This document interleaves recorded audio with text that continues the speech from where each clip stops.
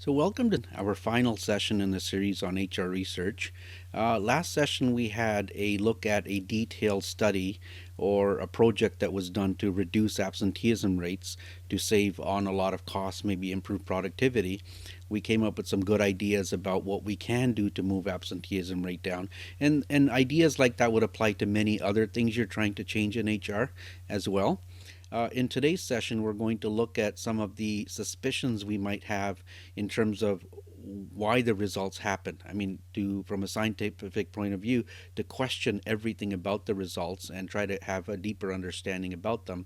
We will also talk about different policies and programs that we can use, HR policies, programs we can use to condition behavior. I mean, we came up with a few, things like changing working conditions, having incentives, and so on. But where do you get a comprehensive list of these, or at least categories of these? We're going to have a look at that, and we're going to wrap up this interesting topic called HR research, of which you've gotten three sessions worth of framework within which to think, so that as you go forward to start your professional practice of HR, you would use that framework within which to make the changes and to optimize and fine tune your workforce. So let's have a look at what we did last week. We tried to tackle absenteeism percentage from about 12% to 8%. You guys did a great job at coming up with all sorts of things that we could try from a theoretical point of view. That's theoretical thinking. And then based on more context about the people in the company and maybe the place, we were able to think in probabilistic terms. The key is, where do you get this list of things that you can possibly do to your employees to change their behavior? So absenteeism in this case is the behavior. We pick things to change it. Now I should go backwards and tell you, unless you have practice in trying these different things with a certain group of people, you wouldn't really know the effects of it or the efficacy. However, we can at least start in this session on HR research framework, we can at least start thinking about the types of things that you can try. Now I'm going to refer back to our medical friends. Take a look at this. There's a doctor who has a patient. Now, the patient comes in, has some symptoms. The doctor's job is to diagnose those symptoms, or the symptoms could present themselves in many different ways. But the doctor, a good doctor, a seasoned or a practiced doctor, will actually ask the patient several questions. They will visually observe. In this case, the arm is clearly broken. Sometimes you don't know, though. Your ankle hurts. Maybe it's a sprain. Maybe there's something stuck. Maybe it's a fracture. You don't know. So the doctor then uses diagnostics devices, x-rays, MRIs, etc., or just their own intuition to say, okay, I think this is wrong with you. And based on who that person is, their age, their gender, their height, their body mass, their medical history, their ethnicity, their culture, the job they do, the environment they live in, they take all these into account and then come up with the best course of treatment at the moment. And that course of treatment, whatever they choose, has to have the greatest likelihood of working with the lowest cost. And in this case, the cost could be monetary. It could be, if it's disruptive to the life of the person, how harsh are the meds, for example. In the case of children, of course, you have to take into account a lot of other emotional things. So doctor, the good thing is, has a documented list in books, a list of things that they can actually do to a patient. For ethics purposes, everything has to be researched and documented. And they could choose from anything to do with, let's say, surgery. They can do medications, medication therapy, surgery therapy. They could do holistic measures, naturopathic measures. It could be physio. It could be a whole lot of different things that they can do, including environmental changes. And at the end, though, a good doctor will try things and then come to a realization that, wait, the patient cannot get better with the thing that they're experiencing. However, we can put them in what we call palliative mode and make them suffer less, so less pain or less discomfort. And quite often, patients go through their whole lives in that mode. But a doctor who just pretends and goes on and on and on forever and tries everything in the textbook as if they just Googled it and a checklist popped up, that's maybe not a good practice. So HR in this case is not any different. Look, you have a problem at hand. You looked at it, you diagnosed it, you use analytical tools, right? We don't have MRIs and X-rays and so on, blood tests, but we do have data. And we have tools to manage that data like Excel and pivots and other things that you might discover later on. And we pinpoint a problem. And then knowing our people, the context, the people, the place, and the time, and your ability to think in probabilistic terms, you then say, okay, what can I do? Now, here's the thing. HR people, we don't have a list. It's not all documented. It's like an article somewhere. You hear about it at a conference. Something might be common sense, like daycare or an incentive or money or pay increases. But where's this magical list that you can just look down and pick things? Well, I'll tell you, it doesn't exist, right? If any one of you were to write a book with everything we can do in HR to our employees to change their behavior, the conditions under which it would work, and then maybe some historical data of when it did work, you can probably make a fortune. But there's a lot. There's tens of thousands of things that you can do. A lot of them are textbooky, but there's ones that have not even been invented yet that you will invent, right? Not that they don't exist. We just didn't realize. As an example, when I first got started in HR, flex time was not a thing. I mean, sure, somebody might have had the idea, but somebody coined the term. They made the term flex time, and it took off. Enough magazines started talking about it. It was in conferences. People started practicing it. Next thing you know, flex time became a thing. All right? So in HR, what are our categories of programs and policies? Now, I'm going to use those two words because whatever we do in HR to our employees is written down as either a program or a policy. Now, you don't have to get nervous about the differences between the two words. It's okay. A lot of times we use them interchangeably. You'll soon realize then what the difference is. For example, everything we do in HR is a policy. Policy might be a set of rules, how you maybe execute the rules, examples of those executions, how you would do it. A policy could be a zero tolerance policy, a no theft policy. It could be a health and safety policy. It could be a wellness policy, right? It could be a no late policy or no social media at work policy. But some of these policies require you to use resources, right? Whenever you use resources to execute a policy, generally that's a program. So for example, as part of my health and safety policy, I have a program called a flu shot program, meaning I hire a nurse, I pay, and I give my employees free flu shots, right? Or I might have a safety shoe program. I buy safety shoes for my employees. I might have a wellness policy that has a program where I give lunches, good nutritious lunches to my employees for $1. Okay, so there's a lot of policies and some of them are programs, but don't worry too much about the difference, right? Let me show you these categories. These are very broad categories, and we'll use a few examples in each. I think the most notable, the most recognizable would be compensation. So anytime you use any mix within the compensation mix, any element of it, you are using compensation to change behavior. For example, outright pay, cash. It could be awards or rewards or recognition. It could be incentives or perks. It could be compensation in terms of your benefits, right? So imagine you find that the root cause of why your people are behaving the way they do is money, because you are paying much less than everybody else in your industry. Then giving pay increases to people is a compensation measure that would change that behavior. You might find that it is more about Abraham Maslow's pyramid and self-actualization and recognition. Might be social. Maybe you provide more money towards social activities. It could be more time off. You don't know. It could be benefits. So compensation is a pretty big, broad spectrum category. But then we have this thing called working conditions. It might not be the money, right? We used to think money solved everything. Not necessarily. Money is not necessarily the biggest thing right now. Again, I refer you to Abraham Maslow's hierarchy of human needs pyramid. But working conditions.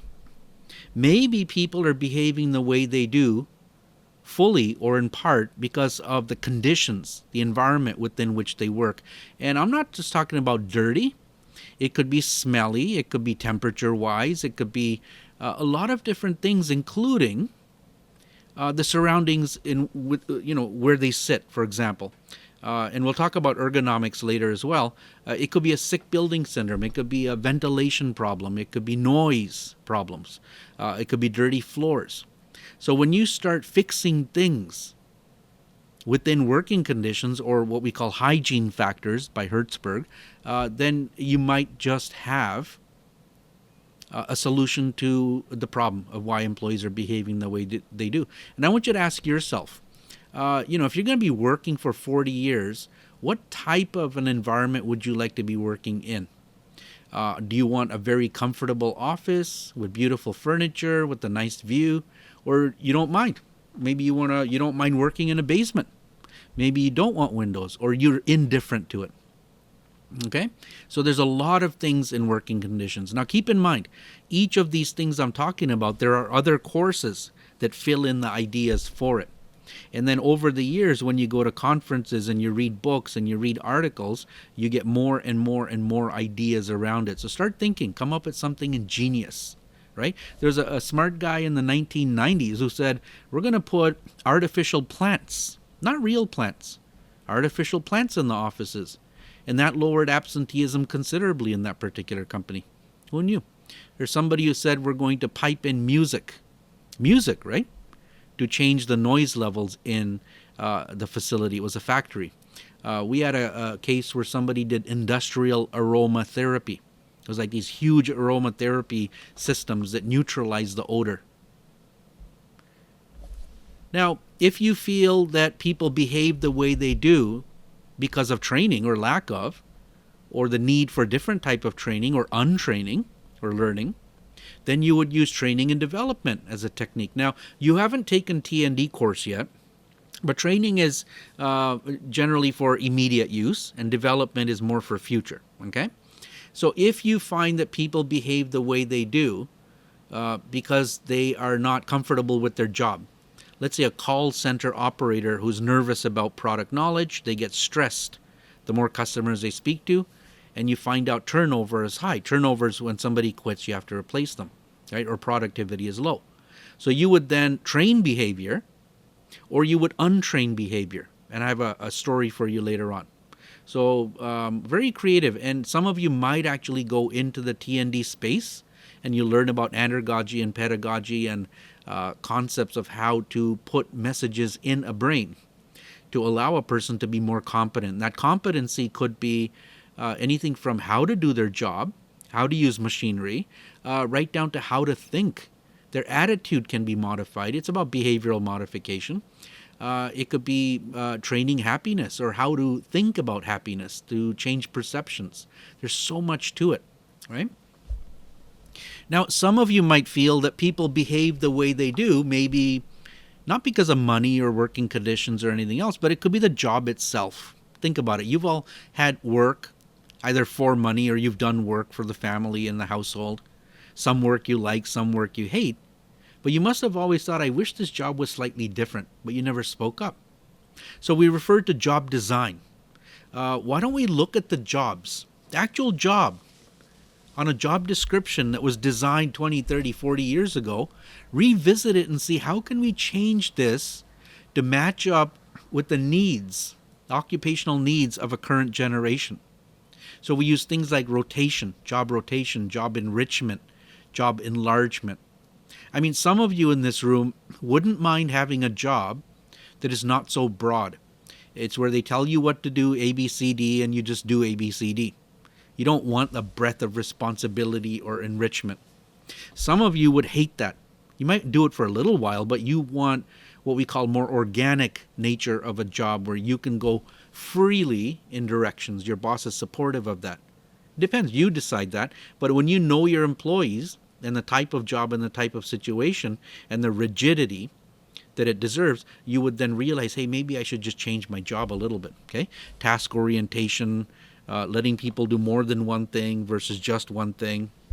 eliminate boredom, tedious nature of the job. Now, this is a new one that I'm adding.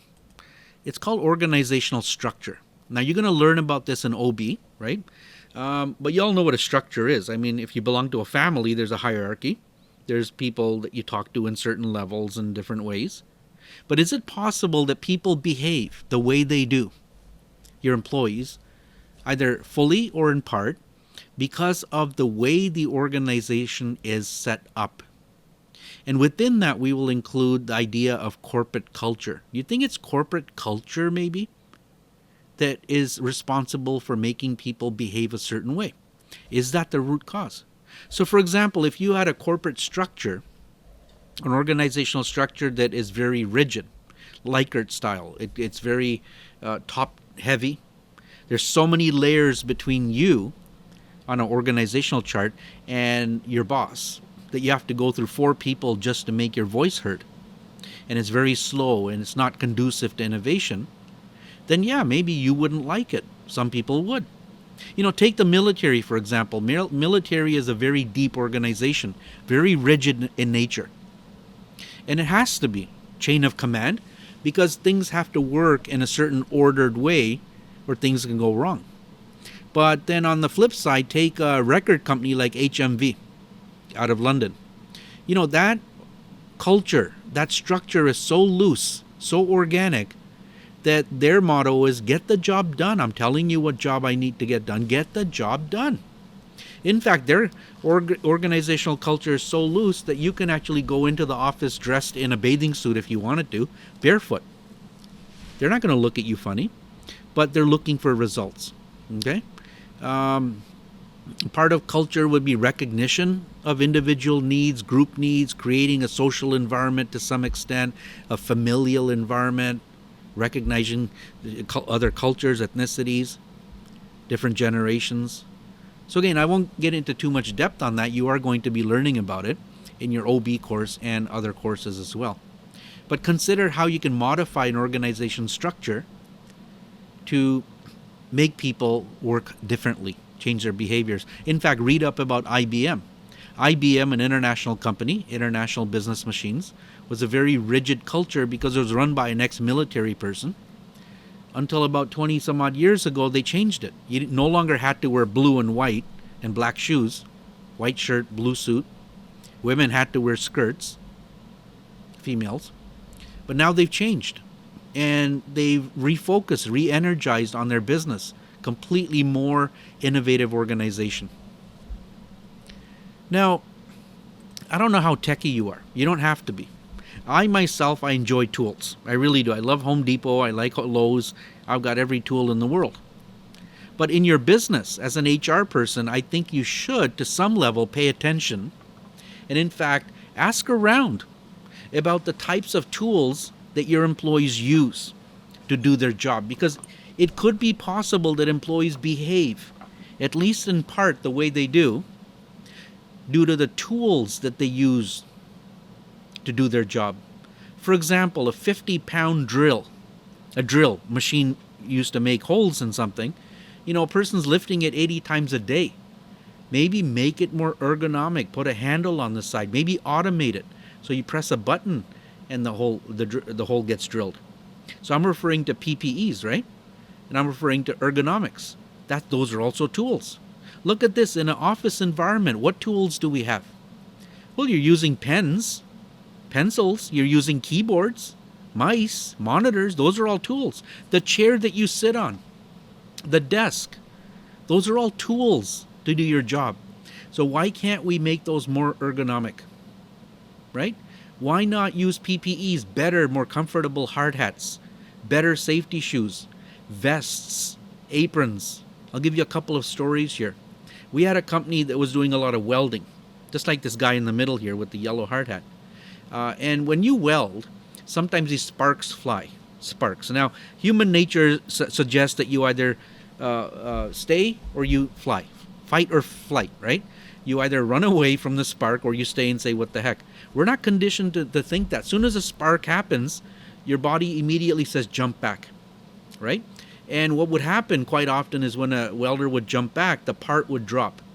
And when the part they're welding drops, there's a dent or scratch, they have to melt the whole thing again and start over. That's, low productivity in that case. So what this company tried is all sorts of different things: leather vests, vests like aprons, so on, so on, so on. They looked at the cost, the comfort level. They found that employees were not wearing those leather vests or aprons because they were sweaty. They would make them hotter, and they were a bit heavy. So they brought in this material called mylar, and it wasn't that cheap. I mean, it was about $20 a person every month. And mylar is just very lightweight, thin material, but it's very safe. It's fireproof, and they would wear entire coats. So even their arms are covered. Even if it's hot outside, they'd feel cool. But when the spark comes, they know. Deep down in their brain, subconsciously, they know the spark's not going to hurt me, and that got trained as well. Okay? I'll give you another story, a personal one. If you ever get a chance to come and see my office at Seneca, B3062, on campus, I sit in a chair. But my old chair was just a regular chair. It wasn't cheap, but it was a regular chair. And I found that because of my back starts hurting a lot if I sit in it for longer than an hour, hour and a half. I found that the amount of work I did, extra work, reading, researching, writing, creating videos for you, my customers, that work ended quicker because of my back. If I spend fewer hours in a day and I just go home creating this stuff, I create less. And that doesn't help you. So our health and safety office, they kind of had a look. And by the way, our health and safety manager is a graduate of ours. He had a look, and they offered me a chair. It costs a lot of money. The $1,200 chair, I turned it down, so I got a $900 one, a Herman Miller. And I actually sat down in it. And it was so comfortable, so ergonomically correct with multiple lumbar support. The gel cushion underneath was really good, that I found that I was spending at least 2 more hours a day at my desk creating, researching, producing for you. So, that's a pretty good story, right? And I have one more story at the end for you relating tools. Let's do this one here, the last one. Discipline. Something we are not willing to talk about, right? Do you feel that your employees maybe are behaving the way they do because they're not being disciplined? And don't think of discipline as what you would do to a child. Like go to your room, go to the corner. I'll take your candy away. Although it's pretty much the same idea. Think of discipline as more of a zero tolerance approach. Or look, I didn't say anything before, I'm saying it now. And outlining it with communication, saying this is what you're costing the company. I mean it. Literally, smarten up or else. But managers, I think many managers are afraid to do that. They don't know the consequences. They try to be the nice guy, the hero. I'm not sure that's a good thing for the organization. I think just like any parent who at some point has to tell children, look, I mean business now. And the motto is, if you say it, then actually mean it. And if you mean it, you better do it. No point in telling a kid, let's say a 10-year-old, if you don't do this, I will take that away from you. And then you never do it. You never take it away. You put yourself as a parent in the perspective, in the 10-year-old's shoes. They don't think like you. Okay, and the younger person they don't think like an adult. Think about it. But you assume they do. So they get away with it because in their mind it's like, well, what's the big deal? I didn't do anything wrong. I'll get to my homework, don't worry. Writing on the wall, what's the big deal? We'll just clean it. But if you keep doing that time after time, guess what happens? A child now has no reference point to say, I will get disciplined, or in fact, what that discipline is. But then one day, after a few years, when that culture of discipline or lack of has already been established, and then you put your foot down and say, I'm going to take all your electronics away, and you do, that child now is a bit confused, saying, what is this? Where did this come from? And then they might act out maybe in a worse way. And your employees are the same way. They necessarily don't understand why you're doing this now, whereas it's been an established culture that we could get away with this all of a sudden. So quite often when an organization changes hands, ownership, there's a really good way to bring in a certain amount of discipline, but then discipline attached to a reward, that's always a good thing as well. And there's all sorts of consultants who do this sort of work. and there's a lot of psychology involved as well.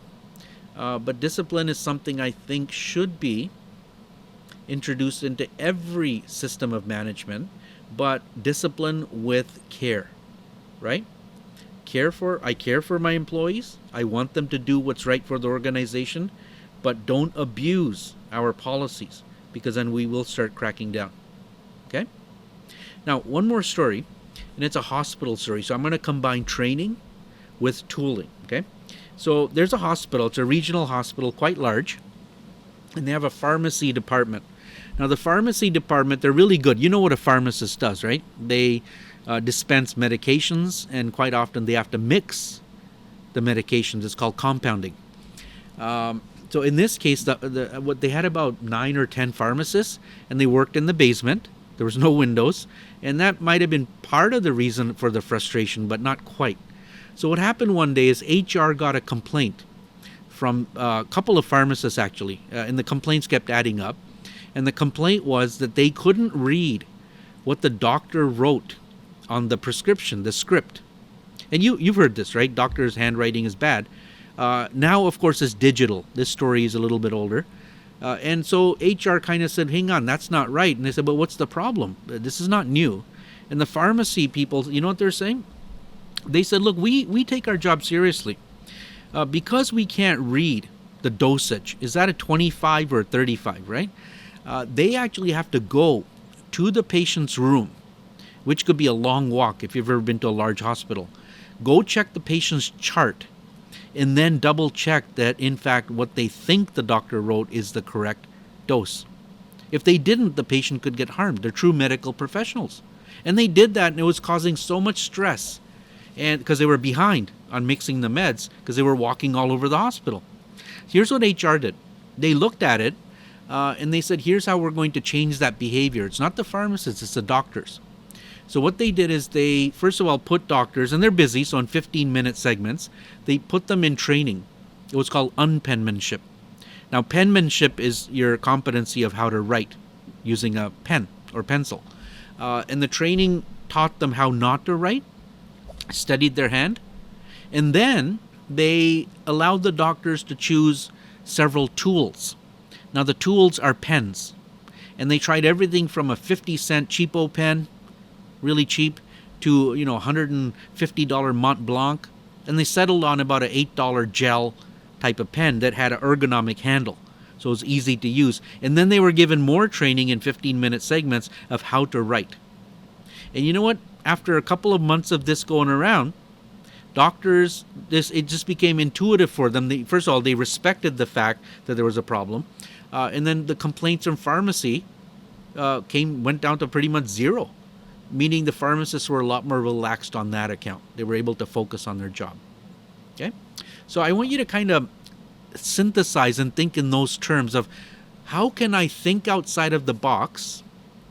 What can I do to my employees? And there's a certain amount of trying or experimentation involved, I guess. Which categories of programs, policies am I going to tackle? And don't be afraid to ask other people. By the way, when I say think outside of the box, that's new thinking. We should also say stay within the circle. There's a circle of ethics and the law that you can't just go around trying everything on everybody. As an example, that industrial aromatherapy that I mentioned, you couldn't just start doing it. There might be people with allergies and asthma problems. So they had it tested, and they came up with something that was hypoallergenic and neutral, right? So have a think. This is going to take you years and years to develop this, just like a research scientist who takes lab notes every time something worked or didn't work. You too would do that. In fact, a great way to document all of this is every time you try something, and whether there was success or not, you should always write a little article about it. It doesn't have to be an article. It could be a blog post. It could be just for yourself, but share with the world, okay, what you found, what your findings were. And don't forget context. So for the rest of this session, I want to talk about this thing called suspects. Now, I don't know if you know what a suspect is or a suspicion. I know you know what a suspicion is, right? You are suspicious about something. You're questioning it. You have a doubt. In science, we call it a rogue. Although rogue, I'm not sure what it means in any other language, but it's just something that's out of the ordinary, something you have to take a deeper look at. And there are several suspects that we could focus on to try to figure out. Well, here, let me go back here. See, we tried this study, right, on absenteeism, and right about here, we started getting good results. Absenteeism started dropping. And a few months later, we concluded that it was a success. Zero tolerance did the trick. And then we keep our eye on it, just like a doctor would. They keep their eye on it every 6 months or a year to make sure that it's still successful. But success is good. Okay, don't get me wrong. It's good. You can relax. You did a great job. You saved the company millions. But because we have time and we have access to data, and you are a good HR research scientist, here's what I'd like to do. I'd like to explain a couple of things. First of all, you see these little peaks up here in these valleys, these ups and downs? Can we predict those? Do I suspect that those things are recurring, or why did it happen? And the other thing is, you ask yourself, did absenteeism really go down because of what I did? Or was there something else, another influence on my people that caused absenteeism to go down anyways? Okay? So I'm going to give you 4 different suspicions, or at least categories of. The first one is on stage. It's the easiest one to understand. Okay? Do you think people change their behavior if they think they are being watched? Of course. I mean, you all behave differently if you're by yourself, you're with, let's say, your significant other, with your family, your grandparents, your colleagues. We change our behavior depending on who's looking at us. In fact, if you get access to children under the age of 12, peek at them, but don't let them know you're watching, and let them do what they do. But then let them know that you're watching, and as soon as they see you, see how they change their behavior. Right? That's called on-stage suspect. So it is quite possible that right around here, employees figured out that managers are watching. All of a sudden, they never used to watch, now they're watching. Or outside consultants start coming in with clipboards to take notes, and video goes up, video cameras. Of course they're going to change their behavior. They're going to behave the way they think you want them to behave. But it's short term. Okay? So keep that in mind. If you're ever doing a study like this, make sure you're doing things that are not so obvious. If your consultants are coming in, what I like to do is get the consultants in uniform, hire them as employees. Let them pretend to do work, but then they can observe. You can also put up video cameras in many cases as well. Now, another one, probably my favorite, is called historical or in the gap suspect. And history, you all know what history is. It's when time moves from point A to point B. It's when time moves, right? So what has happened in the space of time, like this? Space of time in this case is from January of this year to April of 3-4 years later, right? What has happened in the space of time, specific events, or what we call precipitating events. Think about a raindrop falling on your head. It's a one-off moment. Now, a raindrop might fall on you again and again and again, or never. So do you see these reds and blues, these circles? These are specific blips in the space of time. They're not like flat line. They're like extraordinary. They're like wide peaks and valleys. In fact, look at your life. From the moment you were born to today. That's your space of time. In fact, a few months before you were born, you were aware of your surroundings, noises, movements. But, if you don't have anything extra to report to me, there's really nothing in the gap. Your life is just straightforward. But I would suggest that maybe the first time you walked, the first time you talked, the first time you tried a hot food, first time you fell, first time you rode a bicycle, the first time you fell and scraped your knee. So not only are these precipitating events or extraordinary events in your life, they're also in your parents' life. The first time you went to school, your first friend, your first boyfriend, your first girlfriend, your wedding, your own child, an accident that you had in a car, your first job, Okay, that's you on a personal level. But in an organization or in society or in the economy, think about it. There's some of these things that only happen once. Like this thing, I can't predict it, whatever this was. Maybe it only happened that one time. Maybe it was a bad snowstorm. Maybe it was a 9/11, for example, right? I mean, around 9/11, everything in New York City shut down and all over North America. In Quebec, we had an ice storm a decade ago, and a lot of things shut down for 2 months. We can explain those things. We can adjust our understanding of why something happened because of that one big thing that happened. What if when a company gets sold, right? That's a big event. When a government changes in the United States every 4 years, it's predictable. It happens. Things happen to industry. Now, some of these things, they're predictable. Like, take a look, the red ones up here. Every April, December, April, December, April, December. Every April and December, something's happening. Absenteeism goes up. How do we predict this? Well, in April, it's called April effect. First nice day after a cold winter, you're cooped up. It's called cabin fever. You're cooped up inside. People tend to take extra time off, a few hours here and there, to be outside. And in December, it's called a holiday effect or the Christmas effect, because there are major holidays in December. In office environments, people tend to take more time off. They loosely interpret the rules, and management lets it go because you're in the holiday mood. Not much gets done in December in many industries. Funny though, in factories, leading up to December, absenteeism drops. Because for some reason, people think bonuses are based on that time of year where it really isn't. End of August, when school is starting, if you have a lot of employees with young children, school age, end of August, they squeeze in last minute time off to be with the children before they start school. Right? Start of the fall. In other countries, it could be various holidays. If you had a lot of employees in 1 month who had a birthday, that could explain things. But you look for these patterns. So I want you to ask yourself, what are some of these predictable things that happen on a cyclical basis? Right? Like I said, throughout the year. Could be day of the week. Or it could be several years apart. Like I said, government changes, economic downturns, stories in the news. It could be a lot of weather patterns. Now, related to historical suspect is this thing called maturational suspect. Now, what maturational suspect says that did the results that you're seeing happen because time has passed? So maturational in that sense doesn't mean you're mature or you're immature. We don't label it that way. We think of it as some changes that have happened simply because of the passage of time.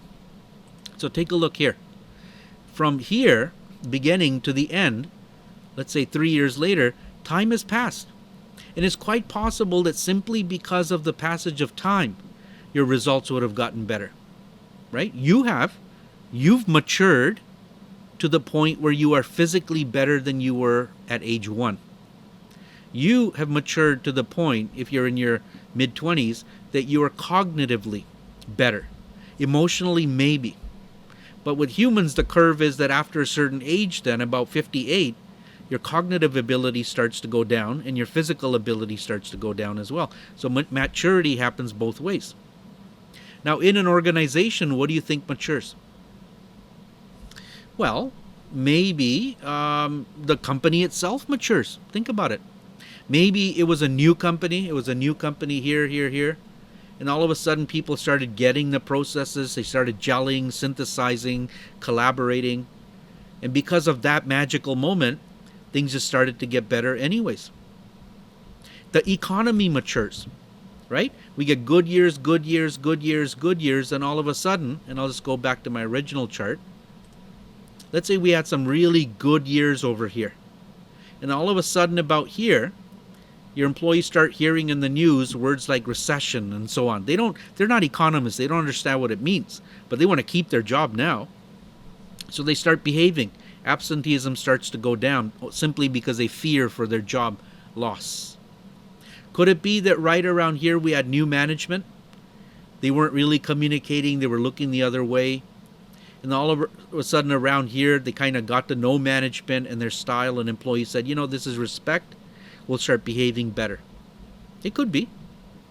Governments mature. Society itself matures. Think about it, right? Over a period of time. Society's sense of work ethic matures. We don't work 6 days a week anymore. If now, I think we're headed towards a 4-day work week. Your attitude towards work changes because of societal changes. Generations change. Our understanding and acknowledgement of things like mental health and emotional health changes. And that could influence our results. It might not be because of what you did. It could simply be because of passage of time. So getting back to our doctor friend, what if a doctor prescribes something to you? And, a year later they tried 3 different things and all of a sudden you got better. A good doctor will always ask you. They'll say, yeah, you got better. They're not going to pat themselves on the back and say, I'm a hero. They're going to say, okay, you got better. Now let's go over changes in your life. And you weren't going to tell the doctor. You didn't know you're supposed to, but you said, oh yeah, I changed my job a month ago. Now the doctor starts thinking maybe the new job is a different physical environment, different people, less stress. And maybe that's what made you better.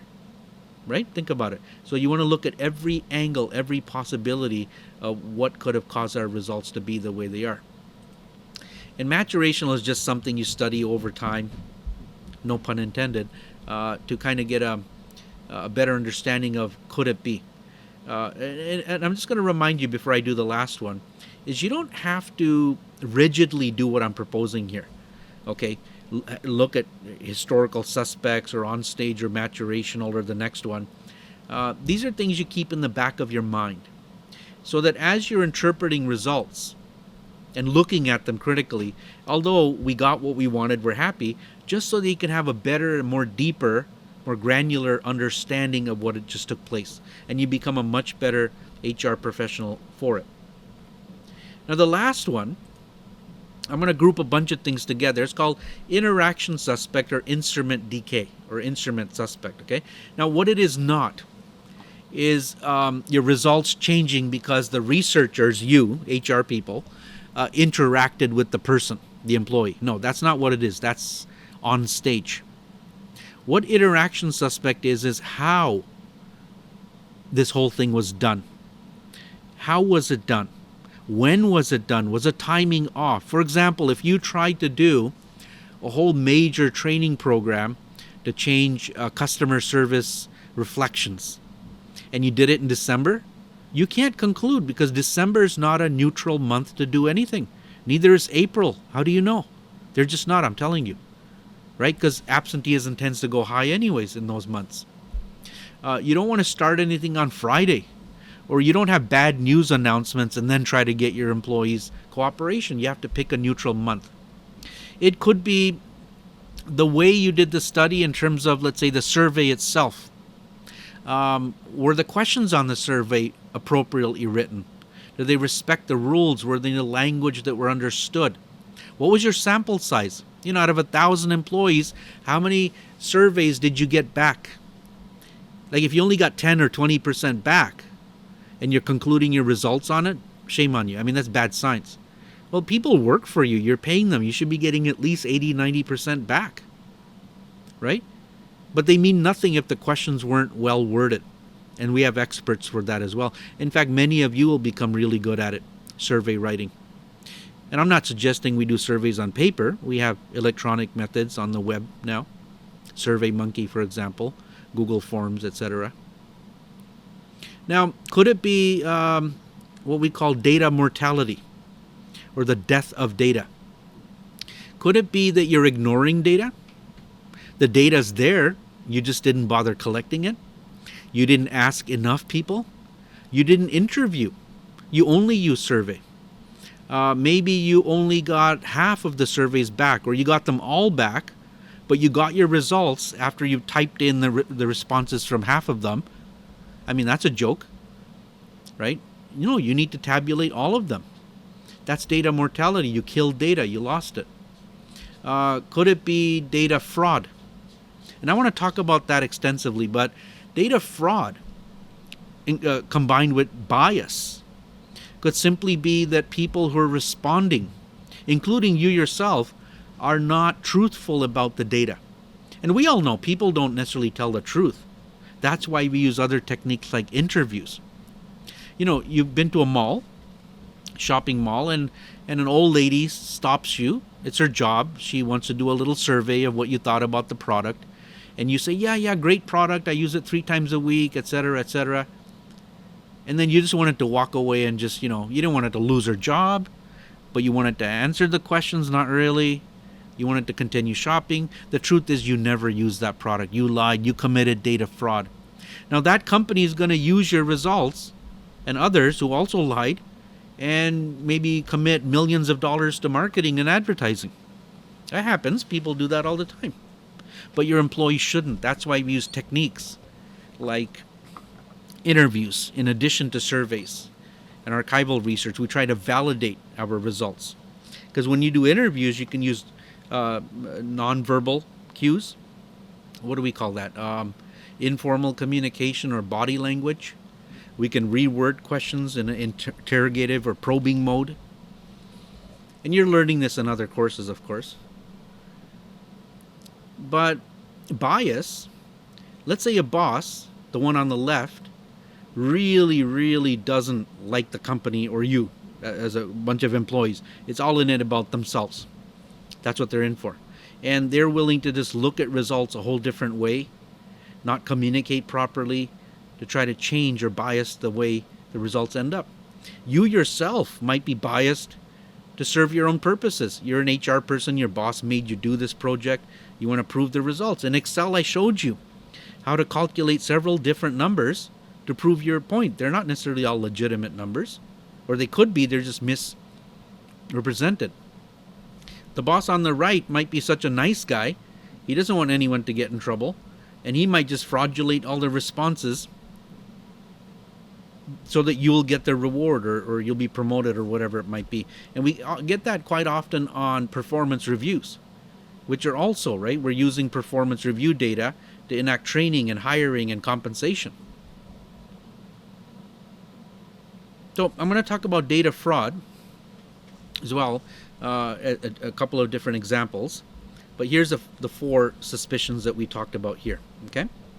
Now, how do you control some of these suspicions? Well, let's not go too far and say we always have to. If you're in a scientific lab, you can control the situation by locking doors and using different containers to have all your specimens separate, your bacteria and all that sort of thing.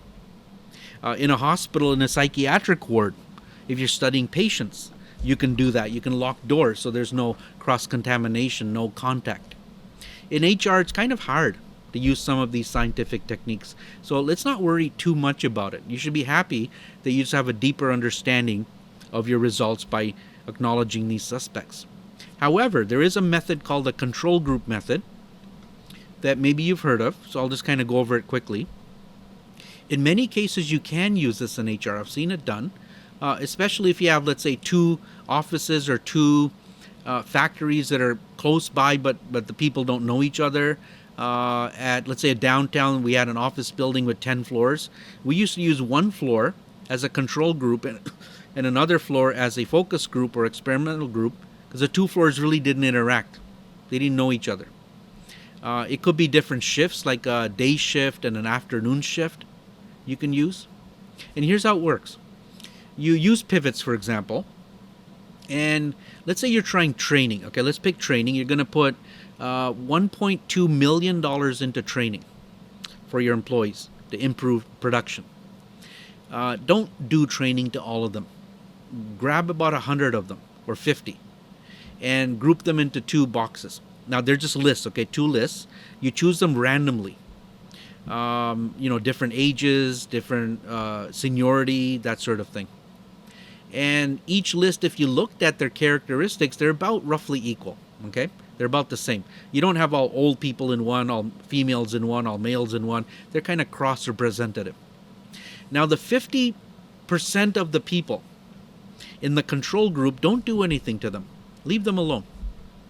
But the 50% in the focus group, or officially the experimental group, applied the treatment to them, exposed them to the treatment. In this case, the treatment is training. Training we're going to use to improve productivity. That's the behavior.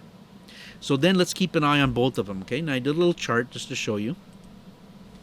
So up to the red point, that's when the training started. Okay, so before that, all 100% of people were exactly the same. That's that orange line. But as soon as you gave the training, you would think that the people who got the training, their productivity would improve and the line would go up. If at the same time the control group line also went up, it shows you with confidence that the training didn't really have the effect. If, on the other hand, after training, the people who got the training, the focus group, their line went down, productivity went down, and the control group stayed the same, it means stop the training right away. It's having a negative effect, right? So you're looking for that. Now, you can statistically measure the gap between the two. It's the yellow number minus the orange number divided by the orange number, right? High minus low divided by low. But in this case, I'm not proposing that. What I'm saying is look at the chart. You know what your confidence is? That there's a significant gap between the two. On average, when we get to the end of the training, we've achieved what? We're going from about 8 to, let's say, 16 units. That's doubling of your productivity per hour because of training. That's your confidence. Now, if your organization does a lot of statistics and things, fine. Measure it. In Excel, you can do that as well. Okay, just look at the numbers. Right, 19 to 8.6. 19 minus 8.6 divided by 8.6 as a percentage. Oh, wait. You can right-click in pivots and it'll do it for you, huh? Show values as. So you can, to some extent, use focus group, but not always in HR because we're not a closed environment. Like, for example, what if right around here in June, in the lunchroom, the focus people start talking to the control people and they ask, so how's your training going? And the control guy goes, what training? What? Huh? And they didn't know about it.